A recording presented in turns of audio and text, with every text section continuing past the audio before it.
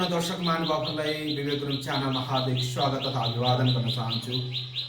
तपाईहरू जहाँ तै हुनुहुन्छ आरामै कुशलै हुनुहुन्छ भन्ने आशा र विश्वास पनि लिएको छु।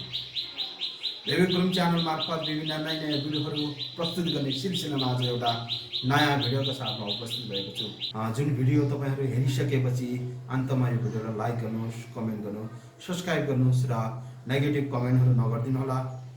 तपाईहरूले सकेसम्म म घुमेका ठाउँहरूको जुन मैले जानकारी भएको मेरो बुद्धि र क्षमताले भ्याएसम्म तपाईहरूले प्रस्तुत गर्ने जमर्को गर्छु र अन्तमा यो भिडियोलाई सब्स्क्राइब गरेर साथ दिनु होला। Namaste and good evening.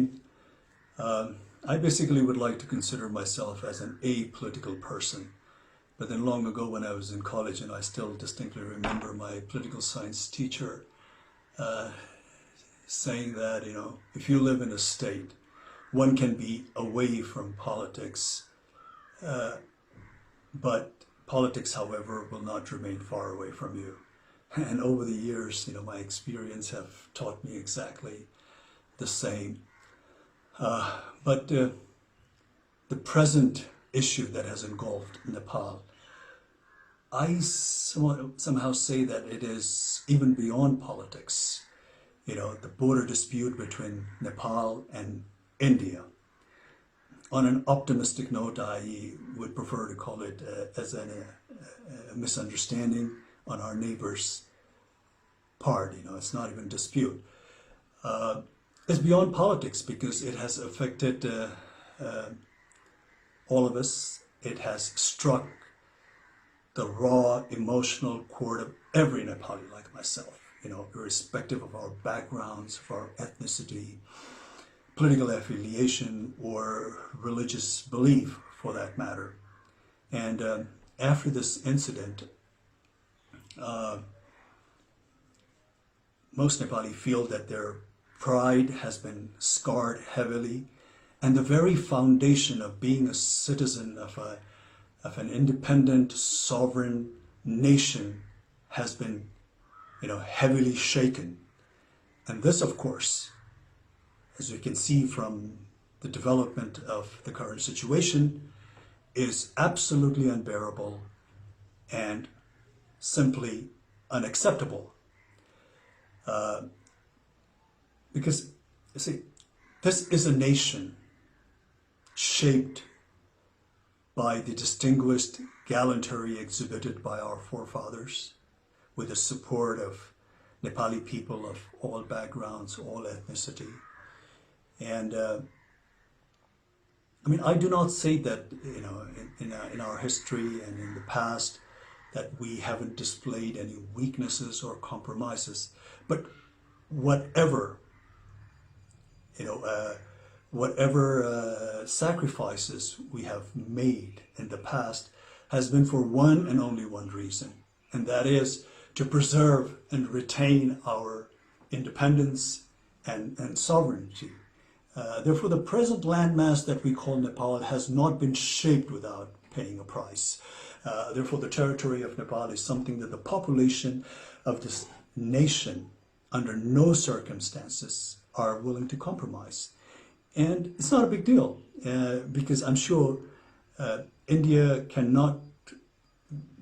India not only understands this very clearly, but also highly identifies with this emotion, because India itself has gone through an arduous struggle against the heavy-handedness of its colonial powers.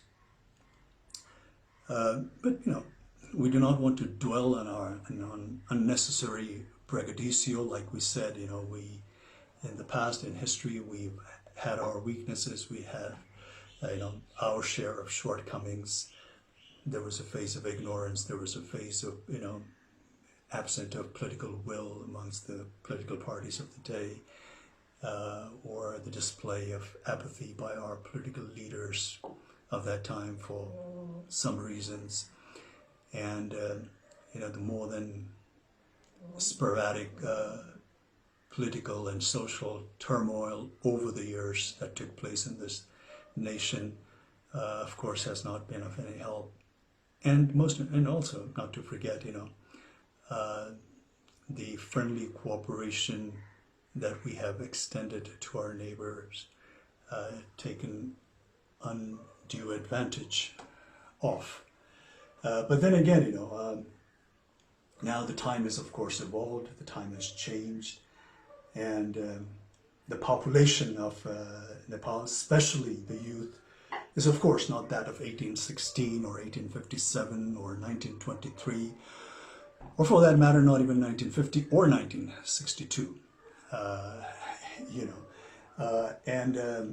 The way the current scenario that has developed, clearly establishes that the population of this country are not going to accept any form of injustices lying down. Therefore, this time around, it's not even enough to appease the incumbent government alone, because this issue has been so passionately embraced also by the people of Nepal, that unless they think that they have been dealt justly and fairly, I, sadly and regretfully have this intuition that this bone of contention between the two countries is going to persist. And this sort of, a deadlock between two neighboring nations who for such a long time in history have shared common values, common culture, tradition, religious belief to a large extent, is going to affect not only the two nations concerned, but also going to hamper the progress and rob the much needed peace in this region. Therefore, in recent news, when I hear that, when India cries wolf vehemently, denouncing China, not showing respect to the sovereignty of India, and proclaims how China does not care for India's national or territorial integrity, it just seems like a case of pot calling the kettle black. And and India, for no doubt, India today is being a powerful country, not only of this region, but also a force that is to be recognized and respected globally, needs to project or show some kind of magnanimity befitting the stature of such a nation, especially when it comes to its friendly neighbors. But Nepal basically only wants fair deal based on fact and statistics. It is only demanding to have what truly belongs to her, not more, not less. Nepali people will always want cordial, lasting relations with India. Whenever Indian government had extended some warmth of friendship, Nepali people have always reciprocated with open heart. I recalled the very first visit of Honorable Prime Minister of India, Mr. Modi, to Nepal as a Prime Minister. And the warmth and the fraternal affections and the goodwill was so infectious that Modi ji stepped out of his motorcade and went amongst the elated bystanders, to the bewilderment of 3 or 5 layers of security that was provided to him. The crowd not only spontaneously cheered and showered him with all kinds of praise, but treated him like a rock star. And to be honest, to be frank, I have yet to see that kind of reception meted out to our own leaders so spontaneously and voluntarily by the crowd of Nepal. But then again, unfortunately, the exhilaration met with an untimely death when Prime Minister Modi's government imposed trade blockade during the aftermath of 2015 devastating earthquake. This has left a deep wound, at least to this generation of Nepali people. Therefore, time and again, this untimely blockades and with lopsided treaties and agreements and unresolved border disputes, and not to mention taking advantage of the weakness of our political leaders, has a repercussion of which, befalls this nation and its people. Therefore, the current step that India has taken vis-a-vis Limpiadhura and Lipu Lake has in some way come as the last straw on the camel's back. It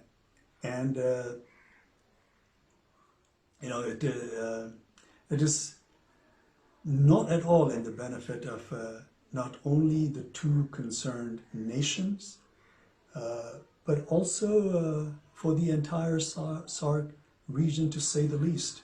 It definitely not conducive for a nation like India that's marching ahead with global ambition, to have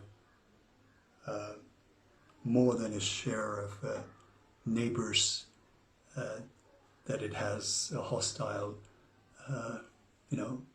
relationship with.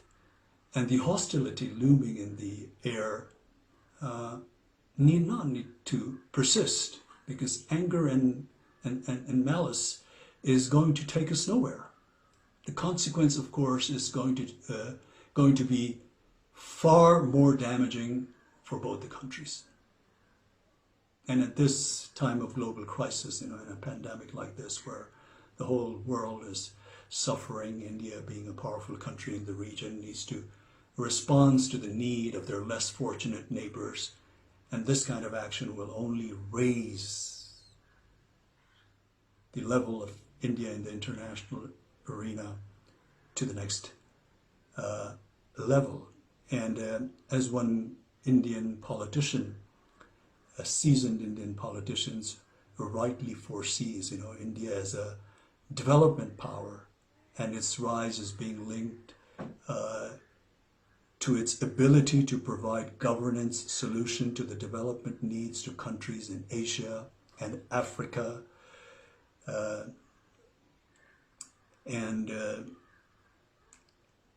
Also, just recently I was fortunate enough to hear the Prime Minister of India, Mr. Modi's address to his nation. I think it was on the occasion of Buddha Jayanti, and he said something like, I would like to roughly quote what he said. He said, we should always work with a sense of service only. When there is compassion, sympathy, then these feelings make us so strong that one can overcome the biggest challenge. So we here in Nepal only wish that Mr. Modi would overcome this challenge, not just with compassion and sympathy. Of course, we need that, but with all fairness and a good dose of empathy. Because we here in Nepal take the border, like I said, misunderstanding on an optimistic note, on the Indian part, with great deal of regret, and ask to return what is justly belongs to Nepal. All the historical evidence clearly points out, proves that Limpiadhura and Lipu Lake region is in all fairness part of Nepal. Therefore, as as a country, as a nation, as the people of this country, we are just humbly requesting our friendly neighbor to look into the facts of the history, the statistics, and deal this matter with all fairness and justice, amicably, through cordial diplomatic channels, because this kind of antagonistic atmosphere in this region is not only not good for both the nations concerned, but for this entire region as well. I am sure, despite few ups and downs and challenging moments here and there, basically India and Nepal share a relationship that is probably unmatched anywhere else in the world. And this challenge that we're facing at the moment right now, India will deal very fairly and justly and come out with a solution that appeases the Nepali population and makes them feel that they have been dealt justly. Thank you.